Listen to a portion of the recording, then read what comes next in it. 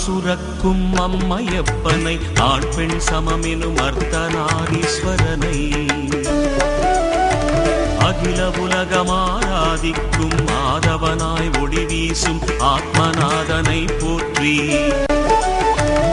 ஆயிரம் ஆயிரம் நாமங்களில் புகழ் பாட ஆயிரம் அமைத்து பண்டிசைத்து சிவனின்றி ஓர் அணுவும் அசையாது என்பது உண்மைதான். அவன் அருளாலே அவன் தாழ்பணிய அதுவன்றோ சாத்தியமானது. காஞ்சி மடத்தின் கௌரவ மேனேஜர் மகேந்திரமங்கலம் திரு கிருஷ்ணமூர்த்தி ஐயர் முன்னிலையில் வேத பாராயணங்கள் நடைபெற்றன.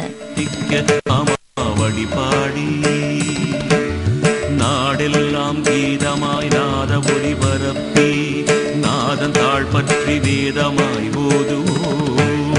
ஓம் நம சிவாய சிவாய நமவும் ஓம் நம சிவாய சிவாய நமவும் ஓம் நம சிவாய சிவாய நமவும் ஓம் நம சிவாய சிவாய நமவும்.